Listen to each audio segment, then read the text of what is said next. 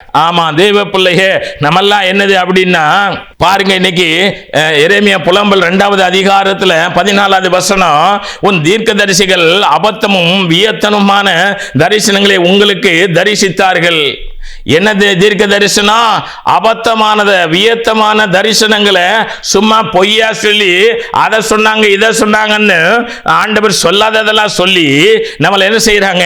ஏமாத்திக்கிறாங்க. அவர்கள் உங்கள் சிறையிருப்பை விளக்கும்படி உங்கள் அக்கிரமத்தை எடுத்து காட்டாமல் நம்முடைய பாவ அசுத்த அநியாய அக்கிரம வேசித்தன விபச்சார துன்மார்க்கம் தேவனுக்கு பிடிக்காத ஜென்ம சுவாப சுய மாமிச கிரிய இவைகளை நமக்கு சொல்லி நம்முடைய பாவ சிறையிருப்பிலிருந்து நம்மளை விடுதலையாக்கி கொண்டு வரும்படியாக நம்முடைய அக்கிரமத்தை எடுத்து காட்டாமல் அபத்தமானவைகளையும் கேடானவைகளையும் நமக்கு என்ன செய்தாங்க?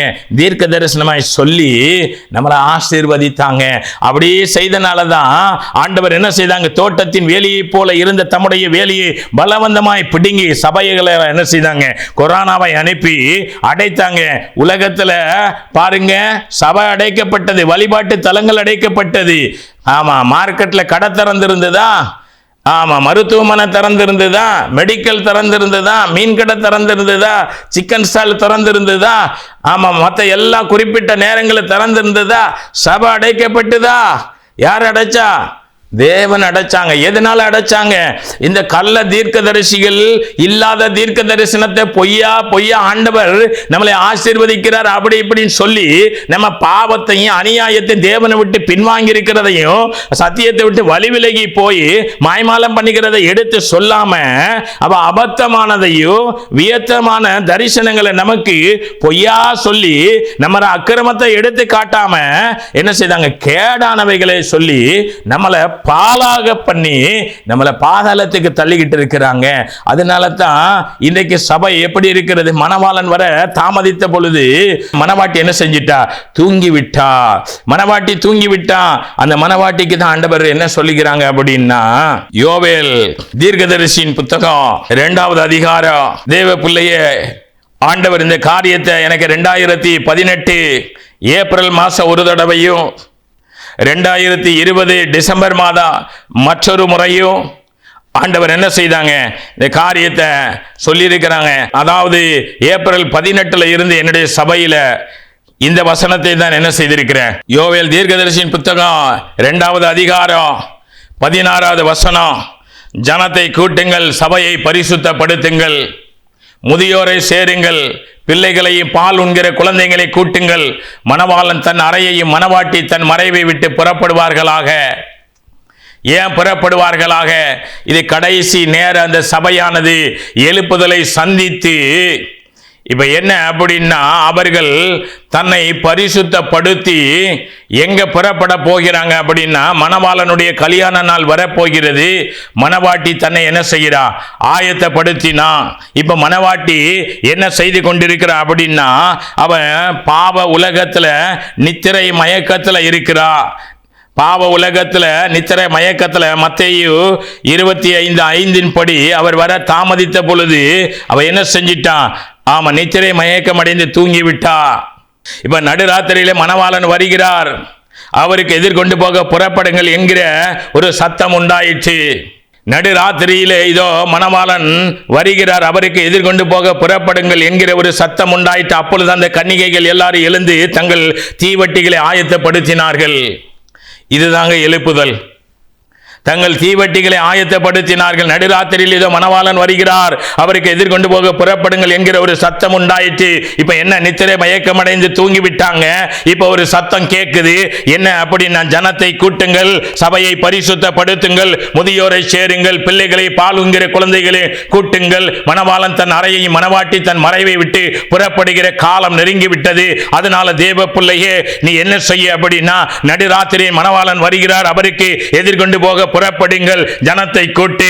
இதுவரைக்கும் அதாவது சபையை பரிசுத்தப்படுத்தி இதுவரைக்கும் தேவனுடைய பிள்ளைகளை சபை எப்படி இருந்ததோ, சபையில எப்படி நம்ம உபதேசித்தோமோ, இன்னைக்கு அதாவது அந்தி கிறிஸ்துடைய உபதேசமா, இன்மைக்கான உபதேசமா, பணத்துக்காக உபதேசமா, இந்த பூமியில ஐஸ்வர்யத்தை சம்பாதிக்கிற உபதேசமா, இல்ல பாலா போகிற உபதேசமா, இல்ல ஆடுகிற உபதேசமா, இல்ல பாடுகிற உபதேசமா, இல்ல மனம்போன போக்குல வாழ்கிற உபதேசமா, எப்படி வாழலாம், எப்படி பணம் சம்பாதிக்கலாம், ஆமா அப்படிங்கிற உபதேசமா, அதை எல்லாவற்றையும் விட்டு விடுவோம், அதை எல்லாவற்றையும் விட்டு விடுவோம். இப்போ ஒரு சத்தம் கேட்கிறது. என்ன? நடுராத்திரியில் ஏதோ மணவாளன் வருகிறார், அவருக்கு எதிர்கொண்டு போக புறப்படுங்கள் என்கிற ஒரு எழுப்புதலுடைய சத்தம் கேட்கிறது. இப்ப என்ன அப்படின்னா, அப்பொழுது அந்த 10 கன்னிகைகள் எல்லாரும் எழுந்திருந்து தங்கள் தீவட்டிகளை ஆயத்தப்படுத்தினார்கள். புத்தி இல்லாதவர்கள் தங்களிடத்தில் எண்ணெய் இல்லாதனாலே அவர்கள் என்ன செய்ய முடியவில்லை? ஆயத்தப்படுத்த முடியவில்லை. தேவ பிள்ளையே, புத்தி உள்ளவர்கள் அன்றைக்கு உறங்கினார்கள், புத்தி இல்லாதவர்கள் உறங்கினார்கள். ஆனால் சத்தத்தை கேட்ட பொழுது புத்தி உள்ளவர்கள் எண்ணெயை கூட வைத்திருந்தபடினால் தீவட்டிகளை ஆயத்தப்படுத்தினார்கள். இந்த தேவனுடைய எச்சரிப்பின் சத்தத்தை, எழுப்புதலுக்கான சத்தத்தை கேட்கிற தேவனுடைய பிள்ளைகளே, தேவனுடைய ஊழியர்களே, நீங்க அதாவது இதுல மேட்டிமை, பெருமை, கௌரவம் எதுவும் கிடையாது. கர்த்தர் யாரோடு இருக்கிறார்? யாரோடு பேசுகிறார்? உங்களோடு பேசுகிறாரா? நீங்க சபைகளை பரிசுத்தப்படுத்துவதற்கான தேவ எச்சரிப்பை பெற்று ஜனங்களுக்கு கொடுத்து எப்படியாவது சபையை பரலோகத்துக்கு நேராக வழி நடத்துங்க. இந்த உலகத்தில் பணம் சம்பாதிக்கிற காரியத்தை பேசுவதற்கு எந்த ஊழியனும் தேவை கிடையாது, எந்த சபையும் தேவை கிடையாது. கிறிஸ்துவை காண்பிக்க, கிறிஸ்துவுடைய உபதேசத்தை பின்பற்ற, பரிசுத்தமாய் வாழ, பரிசுத்தத்திற்காக தேவன் நம்மை அழைத்ததை மற்றவருக்கு சொல்லிக் கொடுக்க, கனியிலே நிலைத்திருக்க, கனியிலே அதாவது நாம் கனி கொடுக்க நம்மை தேவன் அழைத்தது, நம்மை தேவன் தெரிந்து கொண்டது, கனியிலே நிலைத்திருக்க, அந்த கனி கொடுப்பதற்காக, அதற்காகத்தான் நம்ம அவருடைய வார்த்தையிலே நாம் நிலைத்திருப்போமே. ஆனால் நாம் மிகுந்த கனி கொடுக்கிறவராய் காணப்படும்படியாக தேவ பிள்ளையே, நடு ராத்திரியிலே இதோ மணவாளன் வருகிறார், அவருக்கு எதிர்கொண்டு போக எல்லாரும் புறப்படும்படியாக ஒரு சத்தம் உண்டாகிறது. ஆமா, யோவேல் தீர்க்கதரிசியின் புத்தகம் 2வது அதிகாரம் 16வது வசனத்தின்படி, ஜனத்தை கூட்டுங்கள், சபையை பரிசுத்தப்படுத்துங்கள், முதியோரை சேருங்கள், பிள்ளைகளை பாலுங்கிற குழந்தைகளை கூட்டுங்கள், மணவாளன் தன் அறையை, மணவாட்டி தன் மறைவை விட்டு புறப்பட போகிறார்கள். தேவ பிள்ளையே, ஆமா, ஓசியா தீர்க்கதரிசி 2வது அதிகாரம் 19-20 படி நித்திய விவாகத்திற்காக தேவன் நம்ம என்ன செய்தாங்க? நியமித்திருக்கிறாங்க. உருக்கமான இரக்க உருக்கத்தினால, கிருபையினால, நீதியினால, நியாயத்தினால அவர் நம்மை உண்மையாய் அவர் தமக்கே நியமித்து அவருடைய உபதேசத்தை அறிந்து கொள்ளும்படியாக, அவருடைய உபதேசத்தில் வாழும்படியாக.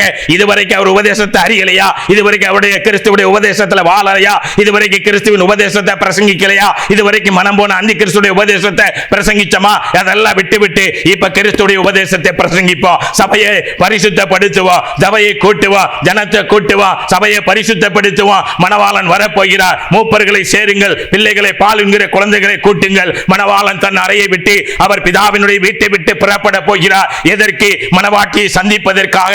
தேவ பிள்ளையே, இப்பொழுது என்ன அப்படின்னா, நடு ராத்திரியிலே இதோ மணவாளன் வருகிறார் என்கிற ஒரு சத்தம் என்ன செய்கிறது? கேட்கப்படுகிறது. இந்த சத்தத்தை கேட்டவுடனே அங்கே என்ன செய்தார்கள்? இதோ நடு ராத்திரியிலே இதோ மணவாளன் வருகிறார், அவருக்கு எதிர்கொண்டு போக புறப்படுங்கள் என்கிற ஒரு சத்தம் உண்டாயிற்று. அப்பொழுது அந்த கன்னிகைகள் எல்லாரும் எழுந்திருந்து தங்கள் தீவட்டிகளை ஆயத்தப்படுத்தினார்கள். இந்த ஆயத்தப்படுத்துவதுதான், ஆம், அந்த சத்தமும் இந்த ஆயத்தப்படுத்துவதுதான் இது கடைசி நேர எழுப்புதலுக்காக தேவ பிள்ளையே கொடுக்கப்படுகிற இந்த எச்சரிப்பின் சத்தம். ஆமா, இந்த காரியத்திலே நாம் எழுப்புதலை அடைய வேண்டும் என்றால் இன்றைக்கு கிறிஸ்துடைய உபதேசத்திலே சபைகள் ஆயத்தப்பட வேண்டும். ஜனத்தை கூட்டி சபையை பரிசுத்தப்படுத்தி முதியோரை சேரு, பிள்ளைகளையும் பாலுங்கிற குழந்தைகளை கூட்டி மணவாளன் தன் அறை, மணவாட்டி தன் மறைவை விட்டு புறப்படுகிற காலம் சமீபமாய் இருக்கிறபடினால் சபையே, நீ நித்திரை அடைந்து தூங்கிக் கொண்டிருக்கிற பாவ அநித்தியமான உலகத்தை உதறி தள்ளிவிட்டு இன்றைக்கு எழுந்திரு. நித்திய விவாகத்துக்காக உன்னை என்கேஜ்மெண்ட் பண்ணிட்டு நான் ஆண்டவராகிய தேவன் இன்றைக்கு என்ன செய்திருக்கிறாங்க? போயிருக்கிறாங்க. போய் ஆண்டவர் சொன்னாங்க, யோவான் 14வது அதிகாரத்தில் 2:3 இப்படியாய் சொல்லுகிறது. என்ன சொல்லுகிறது என்றால், என் பிதாவின் வீட்டிலே அநேக வாசஸ்தலங்கள் உண்டு, அப்படி இல்லாதிருந்தால் நான் உங்களுக்கு சொல்லி இருப்பேன், ஒரு ஸ்தலத்தை உங்களுக்காக ஆயத்தம் பண்ண போகிறேன். என் பிதாவின் வீட்டிலே அநேக வாசஸ்தலங்கள் உண்டு, அப்படி இல்லாதிருந்தால் நான் உங்களுக்கு சொல்லி இருப்பேன், ஒரு ஸ்தலத்தை நான் உங்களுக்கு ஆயத்தம் பண்ண போகிறேன். யாருக்கு ஆயத்தம் பண்ண? மணவாட்டிக்கு ஆயத்தம் பண்ண. நம்முடைய ஆண்டவராகிய இயேசு கிறிஸ்து இந்த பூமியிலே ஊழியம் செய்ய வந்த பொழுது நம்முடைய அப்போஸ்தலரிடத்தில் சொல்லுகிறாங்க, உங்களுடைய இருதயம் கலங்காது இருப்பதாக தேவனிடத்தில் விசுவாசமாயிருங்கள், என்னிடத்தில் விசுவாசமாயிருங்கள். என் பிதாவின் வீட்டிலே அநேக வாசஸ்தலங்கள் உண்டு, அப்படி இல்லாதிருந்தால் நான் உங்களுக்கு சொல்லி இருப்பேன், ஒரு ஸ்தலத்தை உனக்காக ஆயத்தம் பண்ண போகிறேன். நான் போய் உங்களுக்கு ஸ்தலத்தை ஆயத்தம் பண்ணின பின்பு நான் இருக்கிற இடத்தில் நீங்களே இருக்கும்படி நான் மறுபடி வந்து உங்களை என்னிடத்திலே சேர்த்துக் கொள்ளுவேன். இப்ப என்ன அப்படின்னா, ஆண்டவராகிய இயேசு கிறிஸ்து இந்த பூமிக்கு ஊழியம் செய்ய வந்த போது இதெல்லாம் சொல்லிட்டு என்ன செய்தாங்க? நம்முடைய பாவங்களுக்காக மரித்து மூன்றாம் நாள் உயிரோடு எழுந்து பிதாவினுடைய வலது வருஷத்துல இன்றைக்கு என்ன செய்கிறாங்க? இருக்கிறாங்க. இப்ப எதுக்காக போயிருக்கிறாங்க அப்படின்னா, மனவாட்டிக்கு அங்க அறைகளை உண்டாக்கும்படியாக என்ன செய்திருக்கிறாங்க? என் பிதாவின் வீட்டில் அநேக வாசஸ்தலம், நமக்கு ஒரு வாசஸ்தலத்தை உண்டாக்கும்படியாக தேவன் அங்க போயிருக்கிறாங்க. போயிட்டு நான் இருக்கிற இடத்துல உங்களையும் நான் கூட்டி போய் வைப்பேன். அதுக்காக நான் இப்ப என்ன செய்திருக்கிறேன்? போய் ஒரு ஸ்தலத்தை ஆயத்தம் பண்ணி இருக்கிறேன். பண்ணின பின்பு நான் மறுபடியும் வந்து உங்களை என்ன செய்வேன் அப்படின்னா, நான் அழைத்துட்டு போவேன். இது யூதர்கள் என்ன அப்படின்னா, திருமணத்திற்கு என்கேஜ்மெண்ட் பண்ணின பின்பாக அதற்கு பின் அவங்க என்ன செய்வாங்க? அந்த திருமணம் நடக்கிற நாட்களுக்கு முன்பாக அவங்க ஒரு வீடை கட்டி அதுக்கு பின்பாக அந்த மனவாட்டி அழைத்துட்டு போறது போல இங்கே என்ன செய்யப்பட்டிருக்கிறது? இங்கே சொல்லப்பட்டிருக்கிறது, தேவ பிள்ளையே மறுபடியும் அவர் வந்து நம்ம என்ன செய்ய போகிறாங்க? அழைத்து கொண்டு போக போகிறாங்க. ஆமா, அதனால தான் இன்னைக்கு என்கேஜ்மெண்ட் பண்ணப்பட்ட மனவாட்டி சபை இன்னைக்கு பாவத்தில் உறங்கி கொண்டிருக்கிறது.